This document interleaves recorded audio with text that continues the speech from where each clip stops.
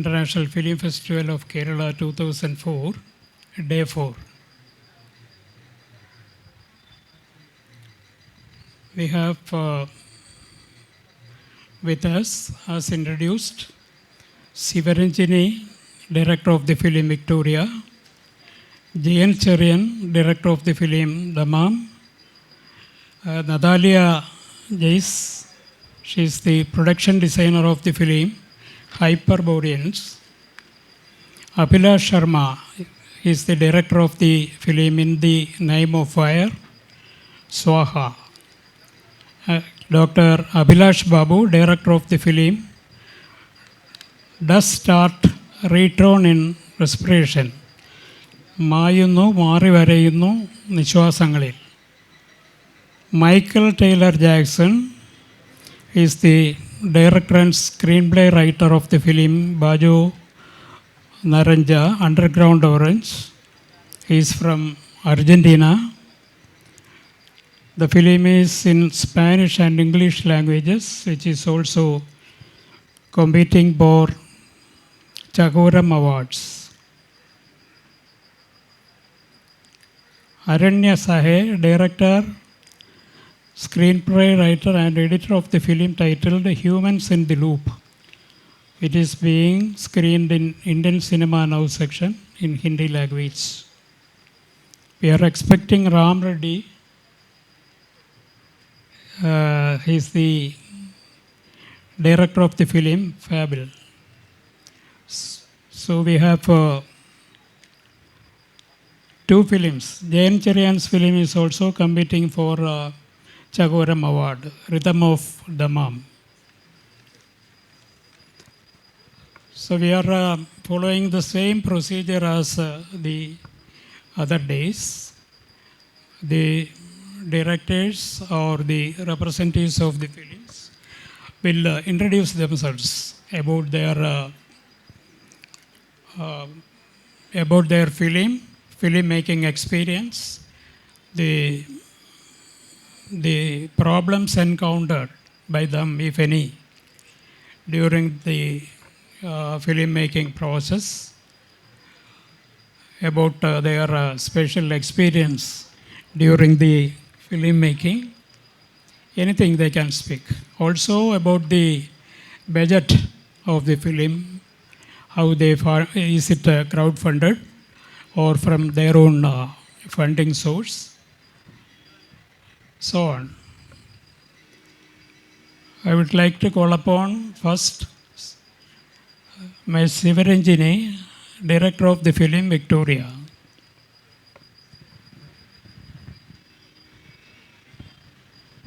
Hello. Thank you so much for coming here. I am the director, writer and editor of the film Victoria, which is selected in Malayalam Cinema Today category. So our film is produced by Kerala State Government's Women Empowerment Grant, and it's produced by Kerala State Film Development Corporation.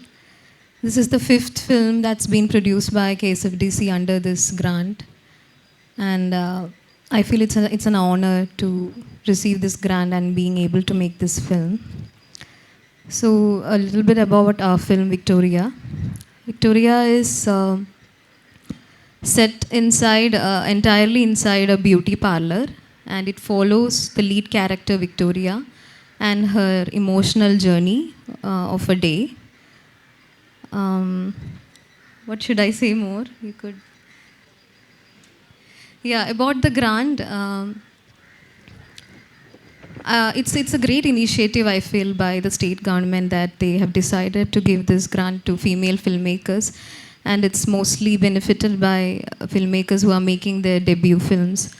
So I did my master's in National Institute of Design in the course Film and Video Communication, and I made a couple of short films there when I was studying. And it's been almost 5 years since I convocated from NID, and I couldn't make a feature film. I didn't have any contacts in the industry, or I didn't have anyone to help me.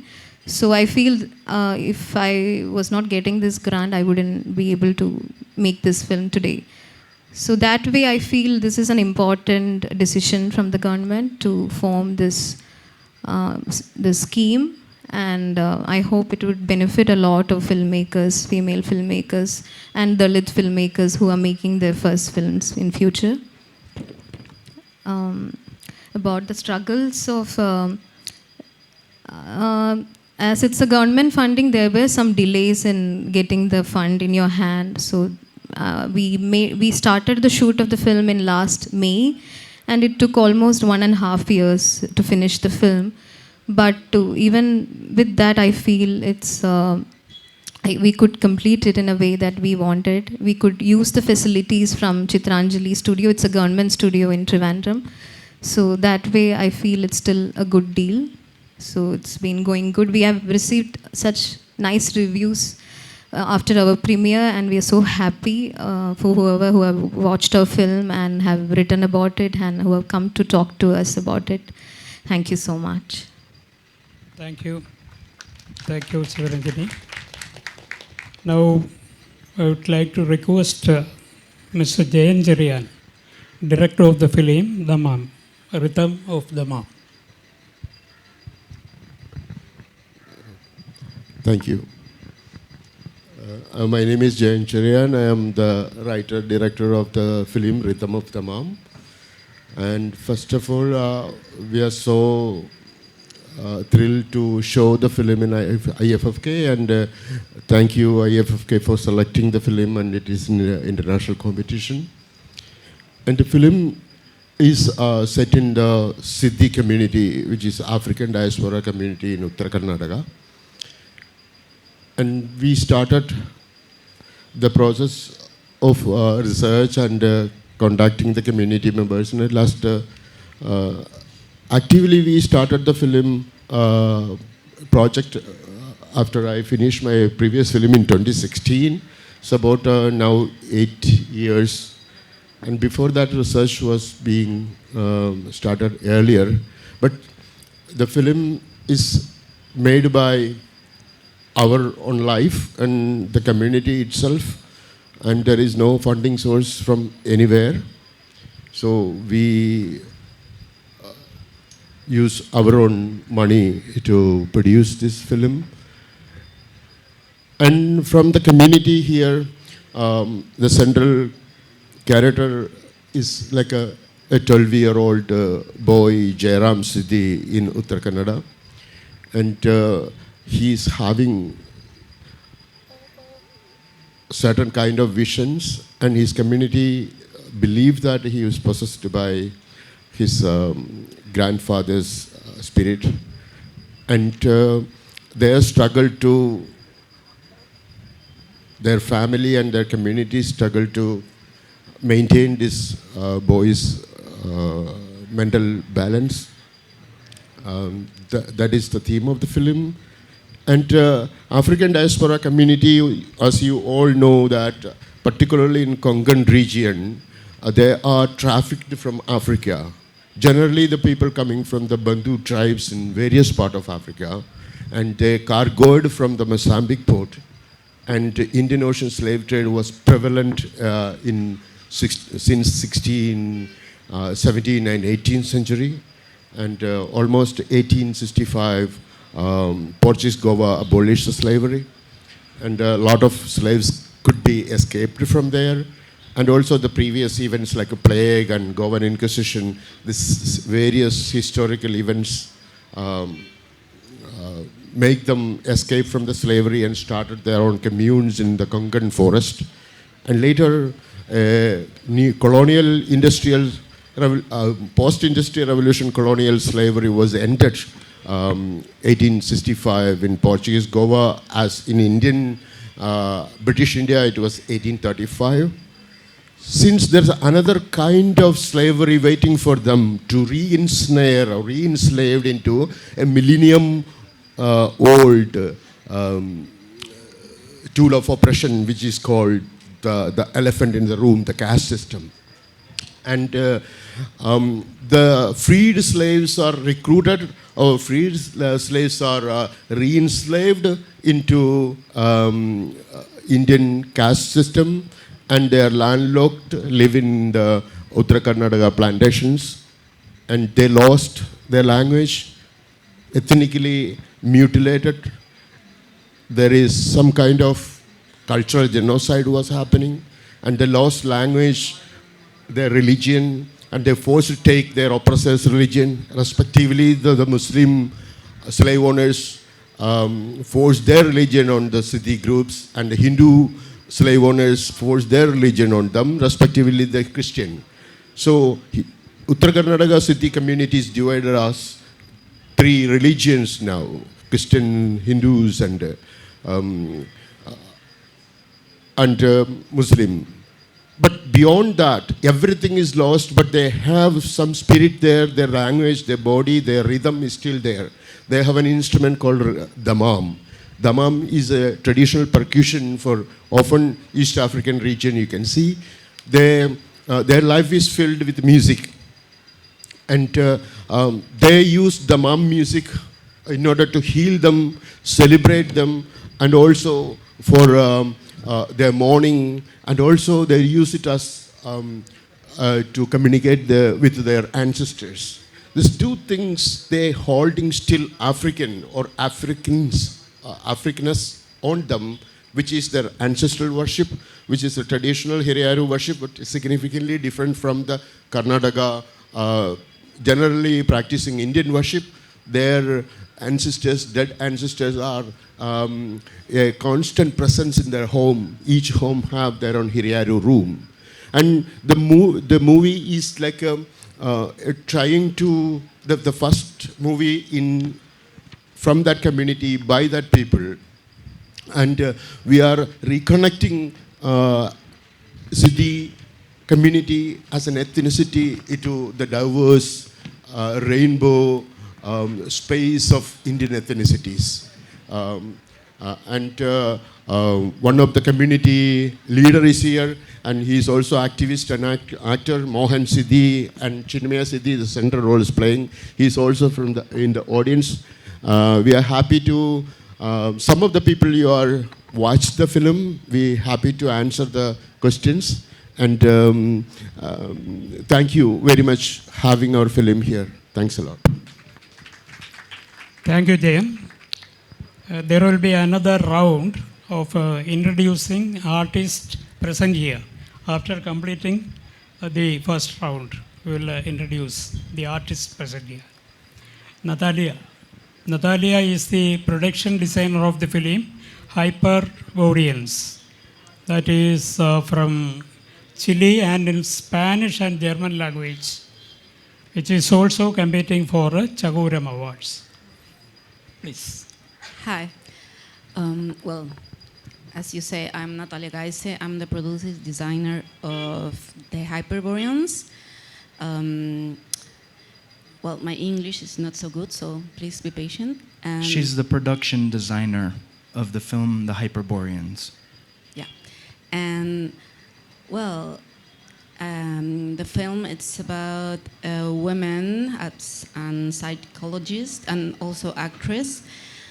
She started shooting a film. At the same time, she started to losing her mind and her self-confidence. We can see also that she is also,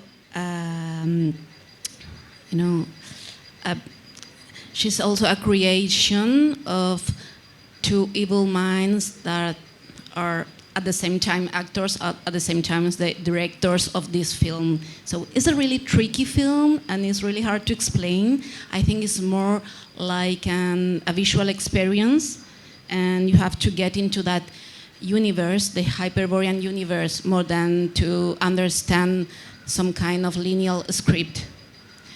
Well, that's about the movie. And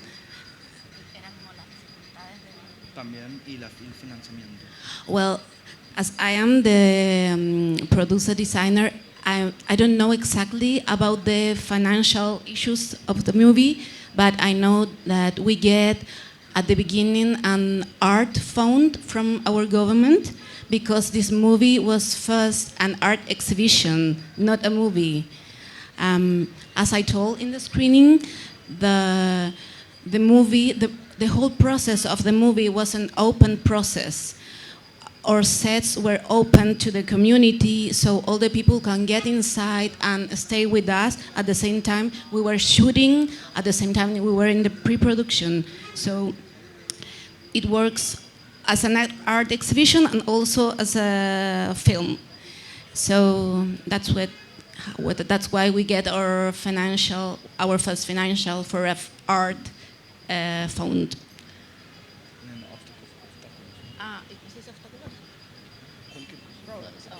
About the problems of the shooting, I don't know if we have really problems. I think we have some difficulties because neither the two directors, neither me, we didn't came from a filming background. We are artists and designers, so we have a lack of knowledge, like filming knowledge. But I think we could capitalize that lack of knowledge and do something that is quite original, and we work with what we don't have, you know. We don't have knowledge, we don't have technical stuff, we don't have a lot of money. So we took all the things that we don't have and we make a movie with that, right? You work with your limitations. Yeah, we work with our limitations, not against our limitations. So it wasn't a problem, really. I can think about a problem. It was a really nice process, actually.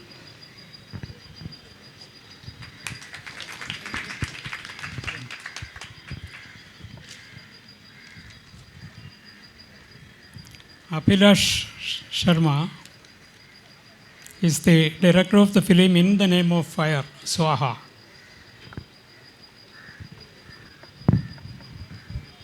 Hello.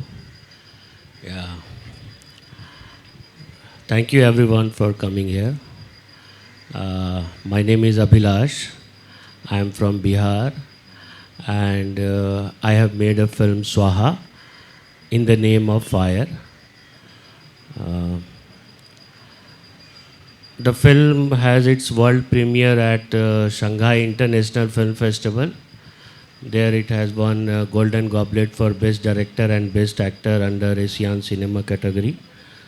And then the film has been selected in international competition, Luca Film Festival, Kerry International, and couple of others, then Kolkata. And after that I am coming here. The film is here in Indian Cinema Now section. Now, why I am all saying this? Because this is the best experience I am having at Kerala. You know, this festival. This is amazing. I mean, a little bit of emotional because all other festival, I don't want to say there is this art for the sake of art, or maybe there is a fear like, okay, you have a platform, but you will speak up to this from this. And here I can say, I can interact with you, and there are people who are committed to the festival. And not India, I'm not talking about India, just leave. I mean, everyone knows it, maybe I'm saying it. But even beyond India, there is a very few beautiful festivals like this. So thank you everyone. Thank you. Yeah, and about my film, on primary level, my film is a story about three characters. A mother who is fighting to save her child, a father who is looking for work to feed his family, and a crematorium worker who is struggling with his own sense of right and wrong. So, yeah, but apart from that, there is a lot of things because it takes around 4.5 years. So, lot of ideas, lot of thinking injected into the process. And one of the most personal thing is I have this problem with the fear that is spreading in our society that has no logic, you know, because of certain names or certain reason, they are injecting it and we are all affecting it. Maybe we intellectually not, but when it comes to the moment, you will react to that moment because the time is compressed there. So, central theme of my film is that. And Yeah, about the financial problem. The film is in Maghi language, and I think in the last, I don't know, 10, 15 years, this is the first film that got international recognition and award, and there is no financial, institution or infrastructure to release the film. And we have funded the film throughout our family and friends. But even then, I will not go into the detail or the dilemma of all the financial thing, because we are all going through the problem of financial. For me as an artist, most important thing is motivation. I can fight with financial thing, I can do crowdfunding, and I can go for begging. That's all right. But I must have the motivation to make a film, and this is the place I think I can get that motivation. This is because even my film will release in Bihar, and I have no idea how it will get appreciated, because if you don't love life, it's not possible to love cinema. You appreciate good films, you have to love life, and that is also connected with certain comfort with truth. The more we are comfortable with truth, the more we are associated with life. So, yeah, as a filmmaker, I am looking for motivation, inspiration from audience. So that is my concern. And apart from that, is there anything I should say? Yeah, there. Thank you. Thank you, Abhilash, for your good words about our festival. And festivals like IFFK in India. So I would like to invite Michael, sitting close to me. Michael Taylor Jackson is the director and screenplay writer of the film Bajo Naraja, Underground Orange. Argentina, is from Argentina, and the film in Spanish, I think. That's correct. Huh? Spanish, yes, mostly Spanish and a little English, about 5-10% English. And I know that the people of Kerala like Messi very much, and I know that they like Maradona very much. But my question is, do you know much about the Argentine politics? Do you know much about the Argentine society? Do you know much about the situation artistically in the country? These are things that essentially a culture that I think Kerala is doing very well, right? Because there's so many people coming out to the cinema, right? The cinema is a space for intellectual conversation, reflection. To me, it's a temple. You all go into the temples here. I've gone into some of the temples. They're beautiful spaces of darkness where you receive messages from the light of the deities. And I think that the cinema is very similar in that way. You go into the cinema and you receive a revelation by somebody who is called the director, one of these fine people around me who spend their years thinking of how to communicate something, And it's a very sacred space. So thank you so much to the festival for offering us this opportunity. It's very special. My film is about a California backpacker who travels to Argentina, and he gets involved in a Marxist kind of, you could say, a left-wing political organization that uses theater as a form of protest. And in countries where they've received injustice, like in Argentina, the history of Argentina is very complex, as all histories of countries are, but specifically in the last 50 years, in the 70s and 80s, there was a terrorist organization, which was the government, essentially, was a terrorist organization that tortured people. But the financing for this and the impetus for this came from the United States. It came from the School of the Americas, and it came from Panama, where they trained dictators in Pinochet, in Chile, and Argentina had Videla and a couple other dictators. Imagine the US government is taking military figures and training them in techniques of torture, right? And then putting them back into their countries and saying, you have to go and torture people now who are communists, who are Marxists, who are reading books, basically. And so this happened for 10 years, essentially, 5 years in Argentina, 8 years, something like that, right? And so my film is about a California backpacker who travels to Argentina, and he's naive, right? Like many US citizens are, very naive people. and he discovers this history, this dark history of his country, and he's like, no, we didn't do that. You know, how could we do that, right? We are Americans. We save the world, right? We bring you freedom, and this is unfortunately a vision that I think a large portion of the people in my country have, right? We don't know much about the rest of the world. We wait for you to come to Silicon Valley, right? And then we can learn from you, but we're not going to go to India to learn from you, right? We'll wait for you to come to us. And I think that this is one of the great flaws that's happening in the United States, and a reason for its decadence, a reason for its decline as a cultural and as a political power. So my film deals with these issues. It was financed in part by the Argentine government and in part by tax write-offs in the United States, which is the way you finance big budget cinema in the United States, by knowing wealthy people or corporations that want to donate funds and then write them off. Apple does this, Amazon does this. You think Amazon is interested in making movies. They're interested in selling electronics and then using the profit that they get from the electronics to, instead of pay the government, they'll just pay a group of filmmakers to make movies with that instead of giving it to the government. So that's how financing films works in the United States.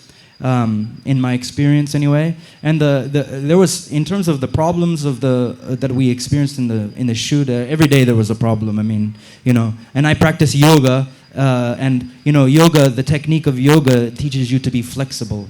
So I'm sitting on the floor, with my head wrapped around my neck. My leg wrapped around my head, and this type of thing where you're breathing and you're relaxed is something that you experience as a filmmaker every day.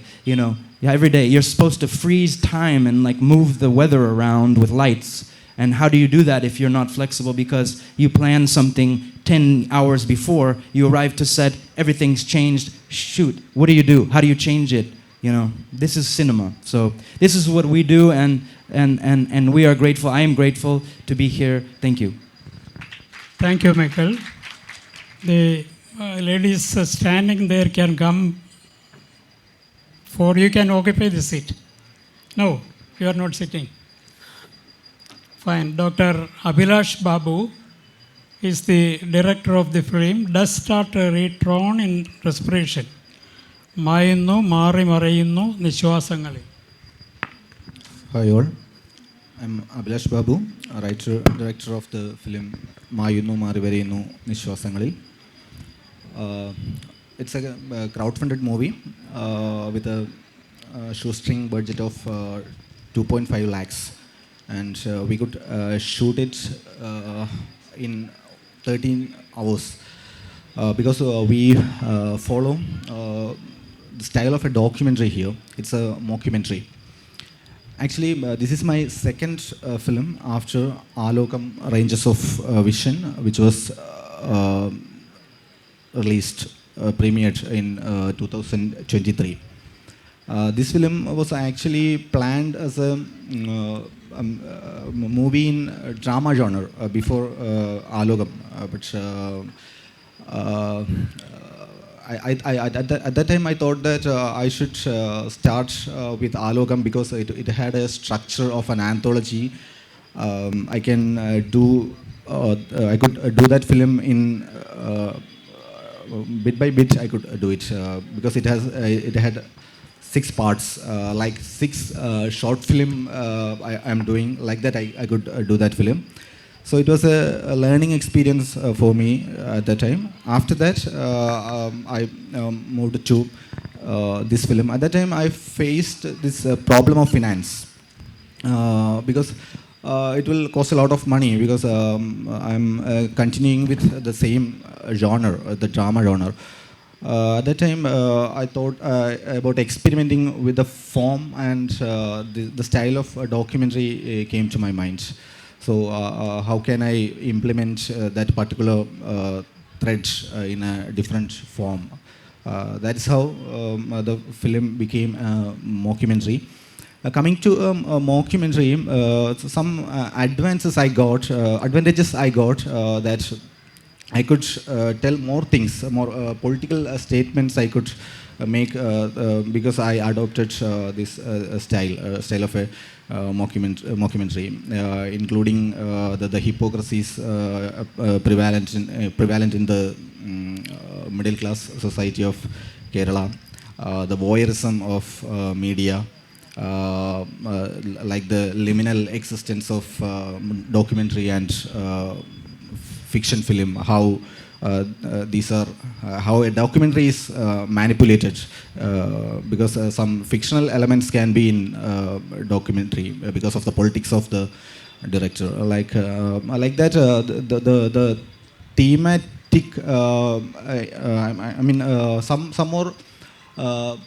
more themes or some more concepts I could introduce after implementing, after accepting the format of mockumentary, I think. These are the things I can say about. I don't know how many of you watched the film. Tomorrow it will be screened in Agenda for 9:45. If you didn't watch the movie, please come and watch the movie. That's it. Thank you. Aranya Sahay is the director and screenplay writer of film Humans in the Loop. Please. Hi. Thank you, sir.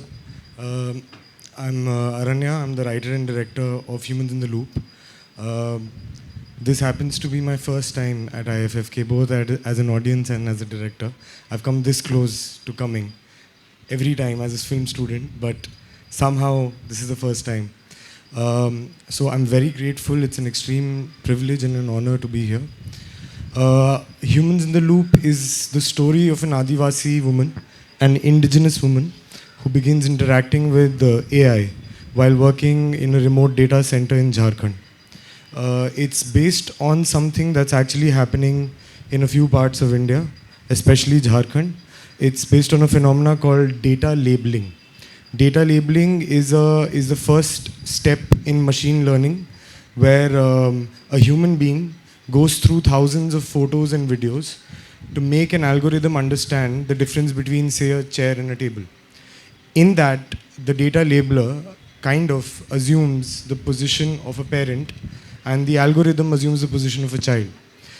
When we look at it through that perspective, it opens the whole film to a much larger discussion.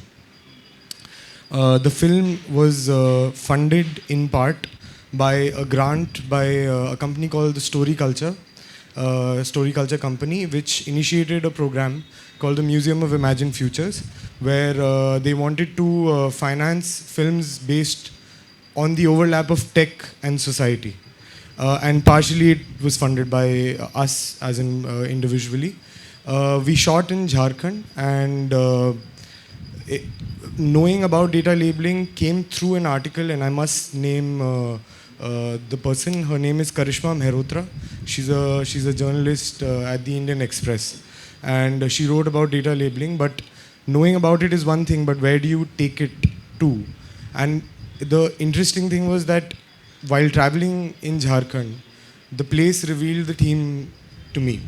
While I was traveling there, I came across a lot of old colonial arches, old single gauge trains, and by and by I started realizing that what had happened almost 300 years ago where settlers had come and said that, you know, you're savages, your systems are not at power with the thought process of the West, for example.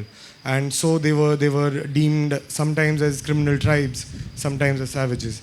That could happen again with an AI which was trained primarily on the first world data, which was primarily worked on the images and all on videos of Caucasian and apart from that countries which are affiliated, which one can actually call NATO countries, some Korean countries also.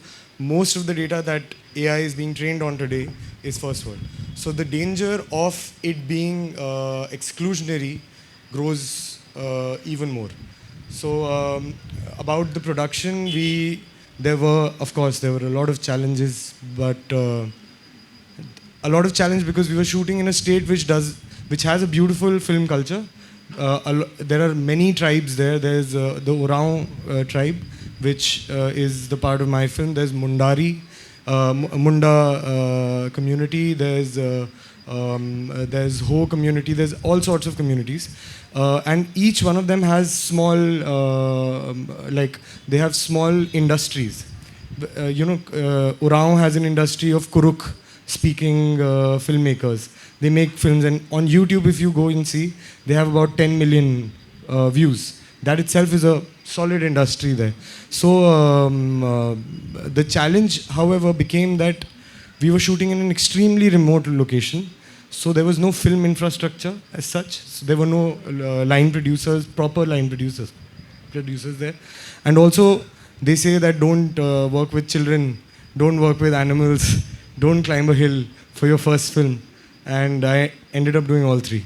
So that's pretty much it. We had the first screening yesterday, and it was really nice. And one thing I must say before concluding is that we premiered at Mami, and then we took the film to National Film Archive of India in Pune, and then SRFTI and IIM Calcutta in Kolkata. And this is the next screening. We're trying to do a city-by-city tour of sorts. Why? Because we don't have an actor who's well known. We don't have a director who's really, who nobody knows. And the only marketing tool, so as to say, is word of mouth and people associating with it personally. And it has been phenomenal, and which I feel really aligns with the spirit of this festival. This is a people-oriented film, and this is a people's festival. So I really want to thank you for inviting us again. And please be there for the show tomorrow. It's at Kala Bhavan, and the next show is on 19th at Aries Plex. Thank you. Mr. Ram Reddy, director of the film The Fable. Hello, everyone. Thank you. I mean, everyone has said it. I think all the filmmakers here in unison can say that this is a phenomenal festival with a spirit unlike any other, either in India or around the world.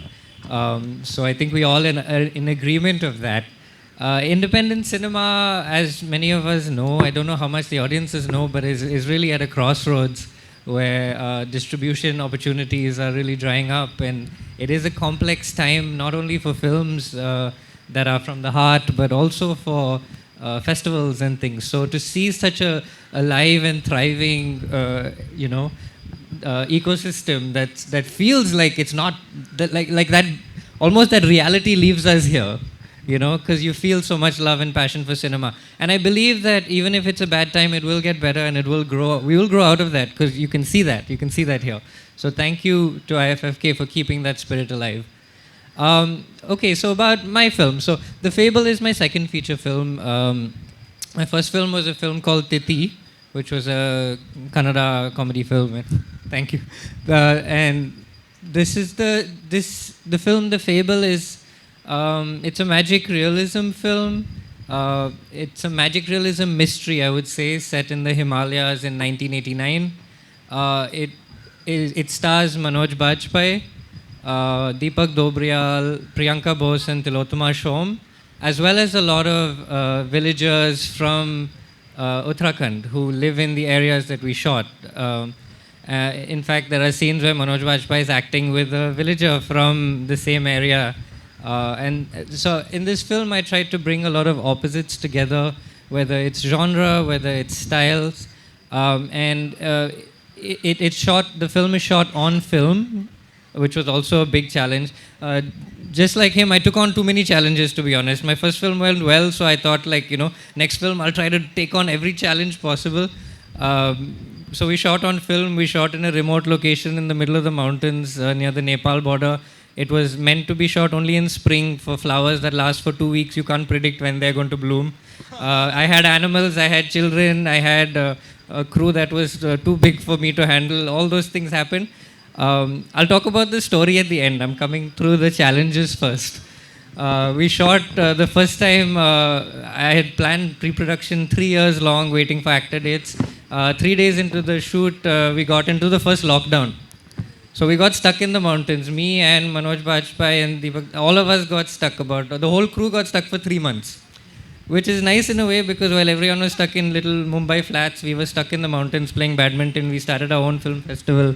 But me as a director, ready to like take my vision finally forward, was blocked by COVID.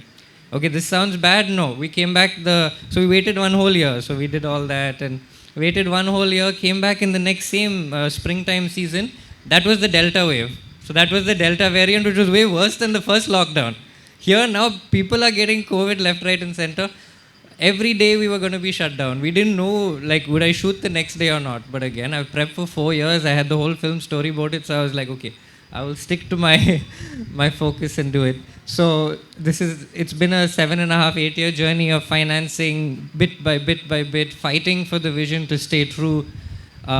So these are the challenges. I'll end with what the story is about. The film is, like I said, set in 1989. It's about a family that live in a estate of fruit orchards, and they own this. They've basically inherited it he's inherited it from his grandfather and his father, who was gifted the estate by the British. So it's set in a post-colonial world. It is partly a socio-political sort of exploration of that ecosystem where one person is in power affecting many different people who all rely on that estate.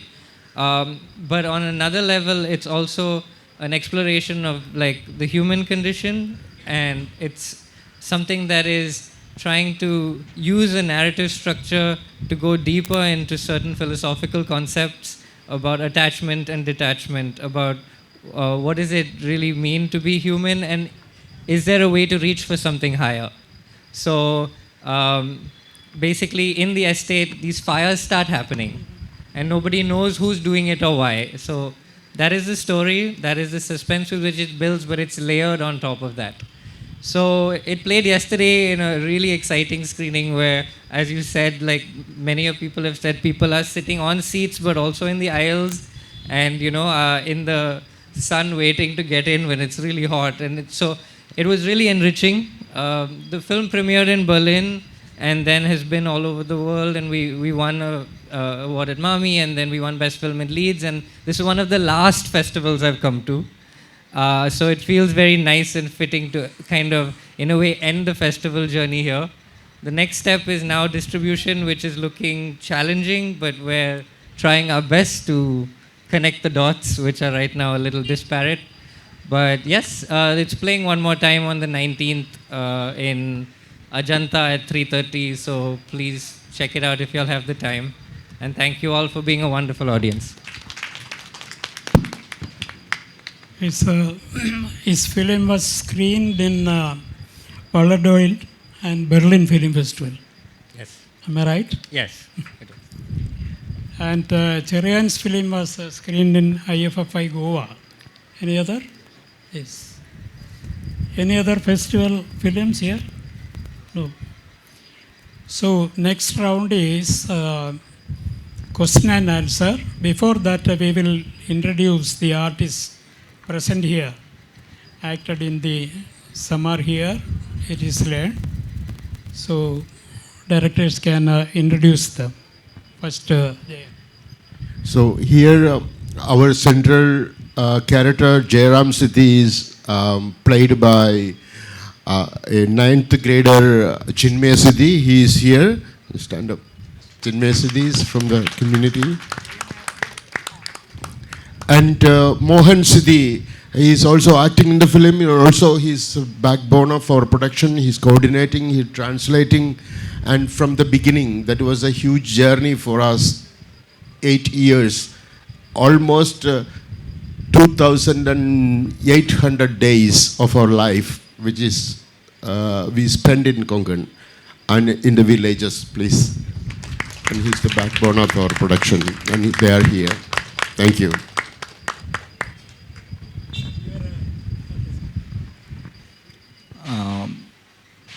Surya is present here. She is one of the leading characters in the movie.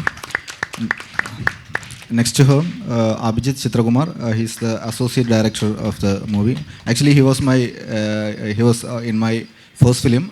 He did the lead role in Alogam also. Abhijit Chitrakumar.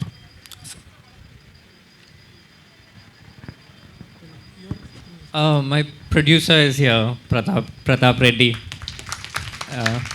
Couldn't have done any of the work I've done or be where I am without his support.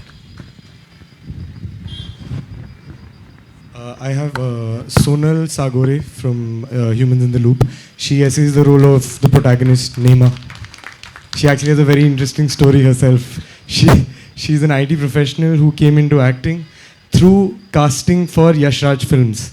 She picked up a lot of screen acting from her casting work. So yeah, that's Sonal. My cinematographer Anand is here, Anand Ravi. My music director Abhay Dev Praful. And assistant director Sachin Suresh. Thank you. I'm here with my friend Ashish, who actually gave me the confidence to work on this film. He's my producer. And my co-writer, Shilpi. And yeah. Thank you.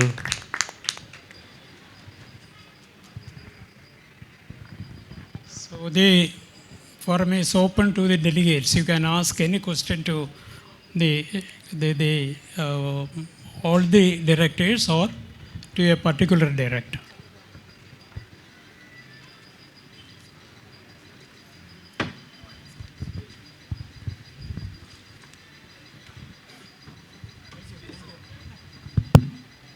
The first question is addressed to the human in the loop, which place it? Himachal Pradesh, Jharkhand.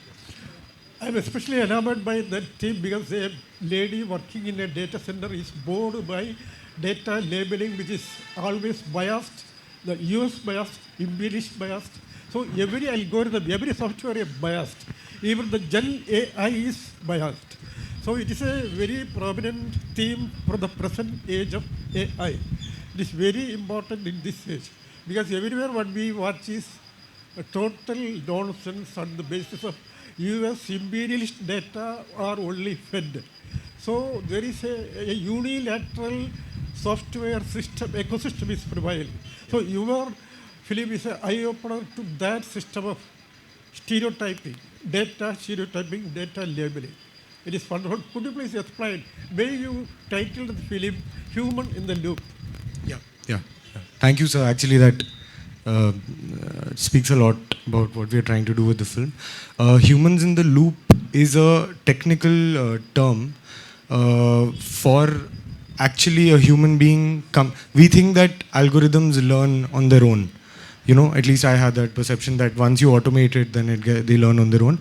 But there is always a human being teaching AI how to first differentiate between objects, just like a parent, and then how to decide and to make. So that opens the world up to, like, I was very interested in these questions of, is a child a clean slate? Is AI a clean slate? Or is it come with the patterns of the parent, which is human beings? So it comes with the AI bias, which we call, which we see in the film. Okay. Yeah. Then two questions. Jen Cherian, sir. Sir, it is for the first time a African diaspora living in India is being picturized by your film. So what are the hurdles you encountered during the shooting of that film? Because it is a diaspora based, somebody coming from Africa is staying at Kongan. So what are the major hurdles you faced during the shooting? Hello. It is not anybody coming from Africa. These people are trafficked from Africa during last 3 centuries. 3 or 4 centuries, started from the 16th century. They are Indian people, trafficked here by colonial masters, like a Portuguese, and also Arab slave catchers from Africa. They trafficked from Mozambique port. It starts, Indian ocean slave trade have huge history. And this particular people, 16th, since the 15th century, prominent slave figures are in our history, like Malik Ambar, who is general of Ahmednagar, who born in Ethiopia, he named as a boy Chapu. He sold in Baghdad market. One of the Habshi nobleman, the Ethiopian nobleman, brought him to Ahmednagar and climbed the ladder, and he became dominant figure in that region and defeated Mughals. And it's a fiercely mastered a strategy of warfare, and that is a history. But here, the trafficked people, African people, they are here, African Indian people. They are basically they are Indian citizens. They are not coming from Africa, but these people are treated and like dirt in the region. Even the Dalit people discriminate them. Sir, how you use the instrument damam to suit your film? So, instrument damam is not used by me, and that damam is music and the instrument and being used by Siddhi people, and also that instrument is kind of a defining element of their identity, and actually the film is driven by damam. Okay. Sir, one last question to the Argentinian, sir, one question. Argentinian director. Sir, you, the Argentinians, hello. You said that every film is sort of temple. There is a deity called the director. Please, could you please elaborate on it? Sorry, I will explain it. You said that every film is a temple and the director is a deity there. Yeah, actually he's asking that you mentioned that the film theater is a temple and the divine light from deity enlightening the people. You bring that analogy of temple and a theater, that is he's referring to. Yes, I have spent times in the Hindu temples, and there are several things that strike me as interesting. I recently was in Italy. I traveled across Italy and I was in Spain, and if you go to Europe or you go to the United States or you go to Latin America, you'll see churches, right? Catholic or Christian churches, big spaces where the deities are on the ceiling, painted on the ceiling.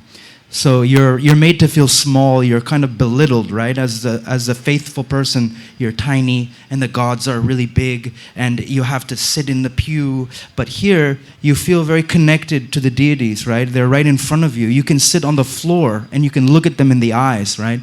So there's a degree of humility that I find in the Hindu temples. There's a degree of sacredness that's transmitted through being humble. And this is a virtue, an incredible virtue that I think the people of India have in the temples I've been to in the north, in the south, in Tamil Nadu.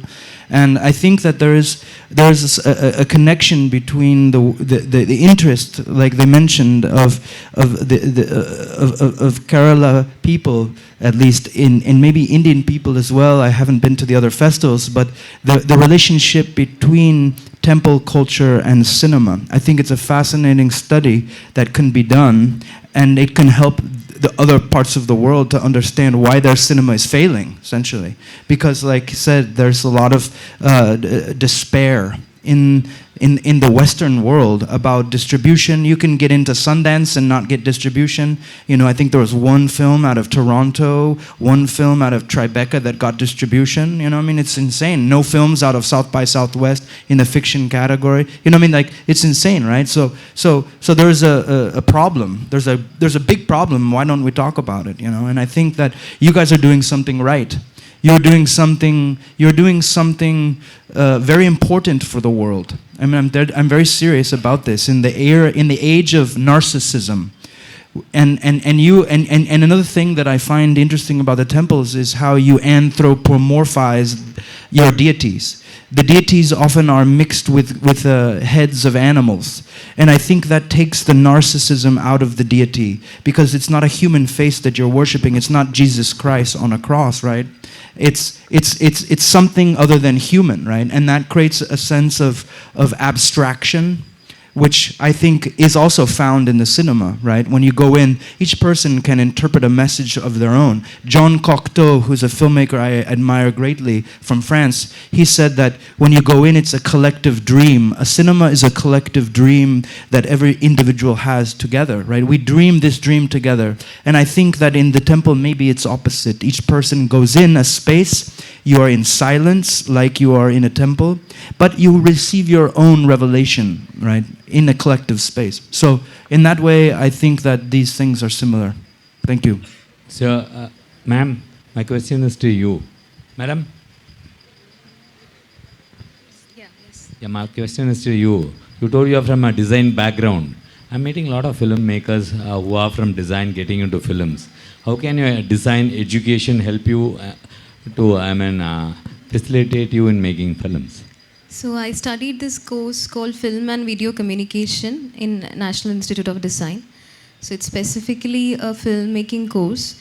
But at the same time, in the first semester, we are introduced to certain design foundation courses, which are color theory, composition theory, which has really helped me, I feel, which has given insights in how to, especially in production design. And a lot of my friends who have worked in the film have also studied there in other departments, in exhibition design and textile design and all that. So that way, I think design education. From which institute? From Gujarat or from which institute? National Institute of Design, Ahmedabad. Yeah. Thank you, sir. I have a neighbor, she's also a student from there. And she's working as a designer in Gujarat. So this is for you. And you told me something about yoga. I myself am an instructor of yoga. And around about 12,000 students I have taught. If you look from Newark to downtown Chicago to Melbourne, Singapore and India, where do you find the right appropriate way of teaching yoga? There are some differences I find in different places. And there's a lot of South Americans who come to India also to learn yoga. You see, I thank you for the question. I am from California originally. California has a deep tradition of Indian culture and yoga.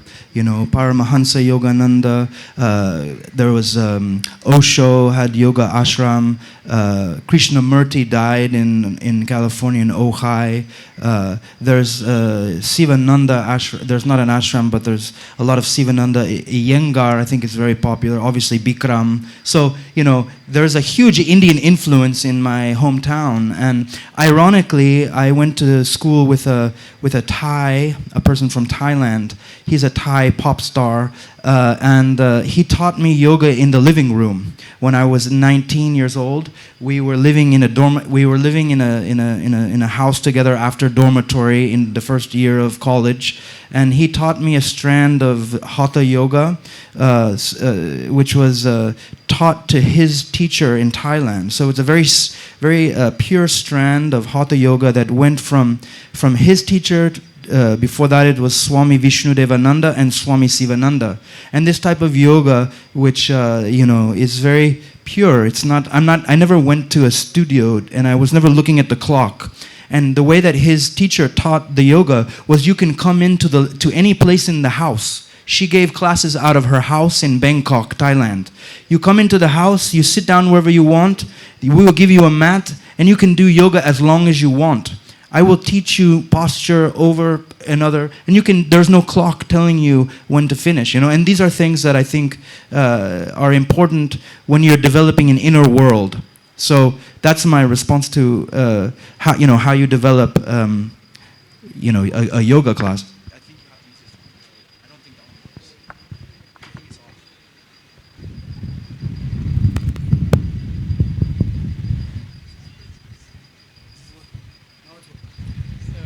Balu Mahendra, Balu Kiriath, sorry. Balu Kiriath is the convener of the session. This meet the director. The person introduced the guest.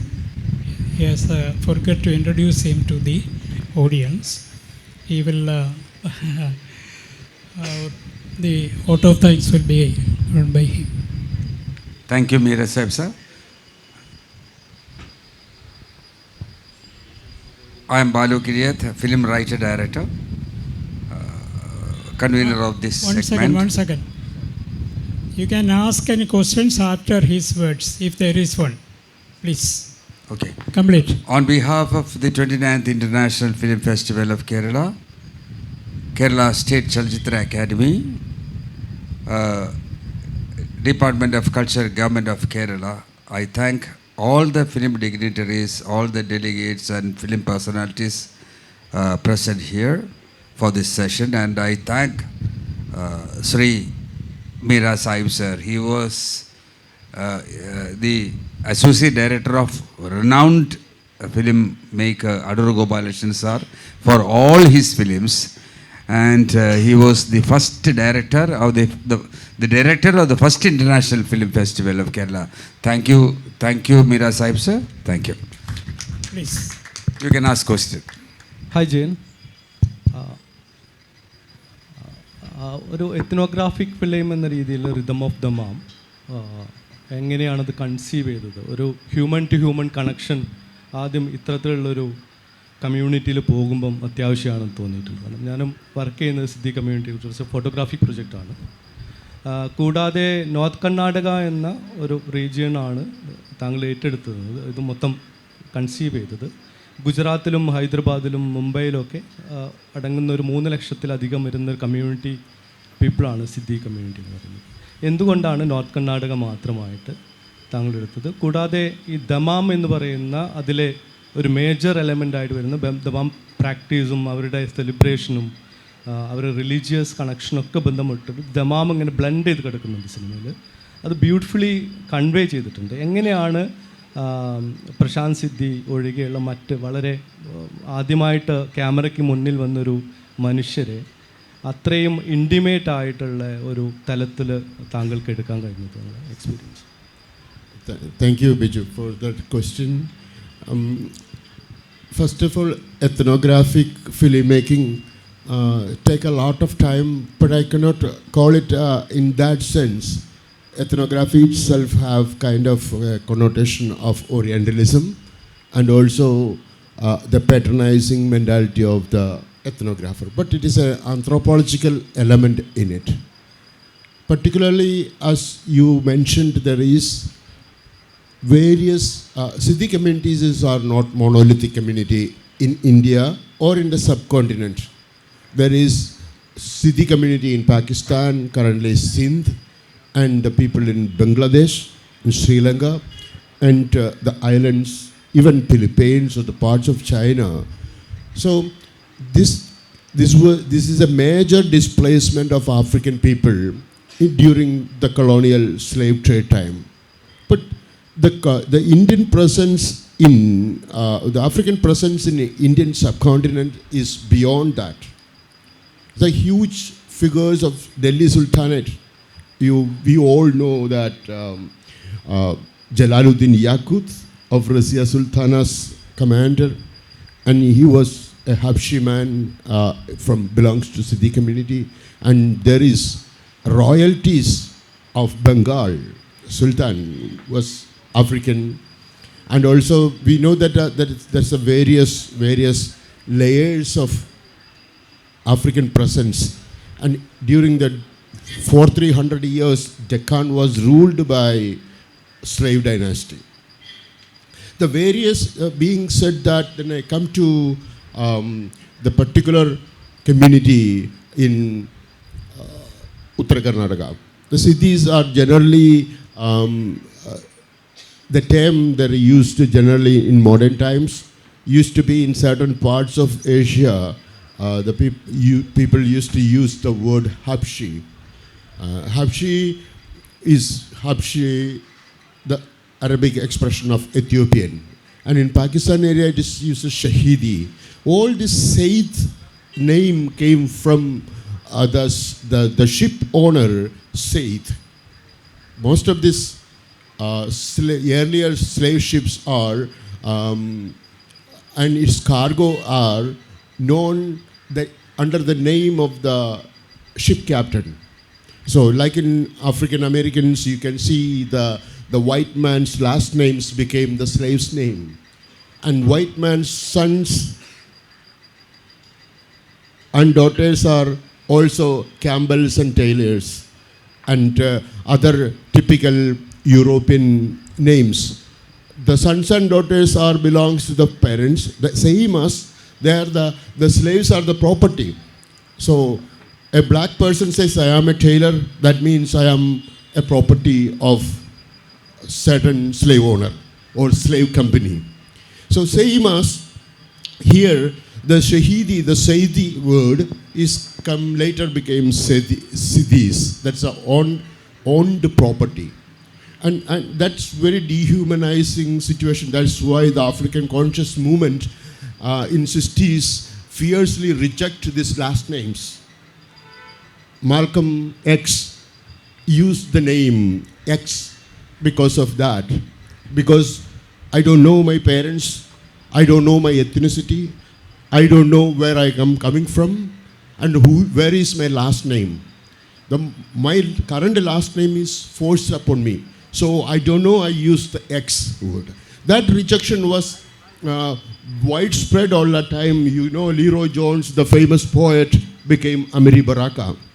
And several people start to change. That was a movement. That was the black consciousness movement and the Gritude movement in 1950s. The same as here, the Shahidi people or Siddhi people or any property come to Bombay port or Goa consider Siddhis. And the Siddhis are owned by primarily the traffickers. In colonial slavery, it was Portuguese people, Dutch people, and British people.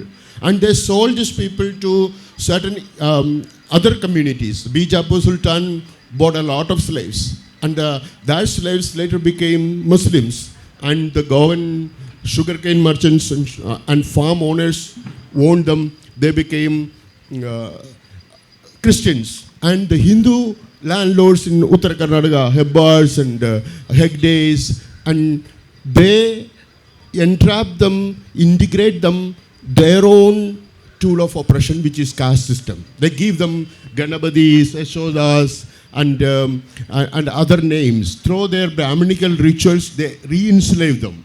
That is a process. That process we are focusing on. In that element, you can see only African diaspora who is Hindus are in Uttara Karnataka. That is one of the reasons I focus on that. And also the film is focusing on these rituals which they practice for their funerals, for their worship, and for other, for marriage, and everything is forced upon them. This is not innocent believers who is practicing or following these rituals. This ritual is designed to enslave them. That after colonial physical slavery ended, another kind of intellectual slavery started. In order to start that, in order to tame them, and they want to control and create an identity for them. The Siddhi is very significant. And what primary thing to break a people, delete their memory, delete their history, delete their personal beliefs. That is, and the cultural practices. That is a form of ethnocide.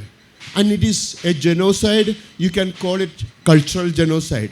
In order to do that, they delete their memory, their mythology, and right now that community is forming and creating their own narratives, and they're creating their collective imagination and their own deity.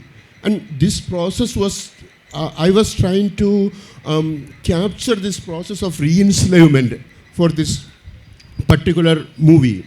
And also we have to address the past, the colonial past, and their trauma inflicted upon these people, and how it is pervasive intergenerationally. So we use that device to go back and forth the film, and the people who watch the film, they can understand, after watching, they can freely ask questions. I'm coming back to answer your question, why as a filmmaker, I focus on that particular region and also particular community of North Karnataka. That is the reason we later this masters changed. when the colonialists gone, the Indian people are the masters. They are the ecociders. They are the ethnociders. We are the genociders. And from it is kind of a self-critical approach I have to have. In order to do that, I have to get out of that ethnographer mode and come to as a fiction filmmaker. So here, and the only thing they have left, their spirit and their music.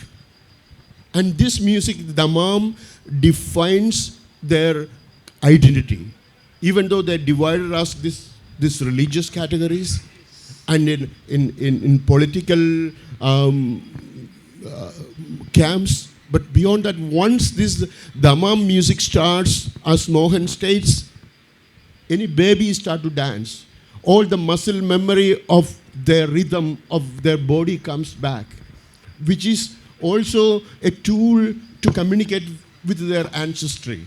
And also the new mythology, for it is already deleted mythology, they're reimagining, they're recollecting the snippets of the taken, broken, erased history, which is coming back through the ancient myth of Black Panther God, and also their way of communicating with their ancestors. And in the and also we can see that right now even they are integrated to Indian community and where their social caste class location is beyond Dalit. Even scheduled caste or scheduled tribes, the other communities around them, they are also discriminating them.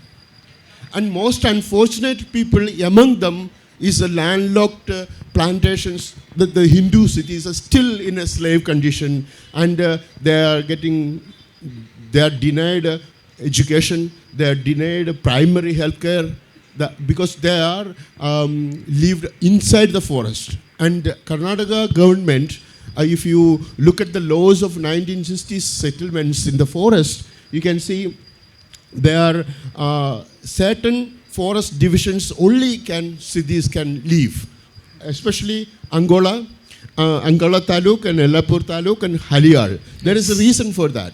These regions are, most of them, owned by forest dwellers.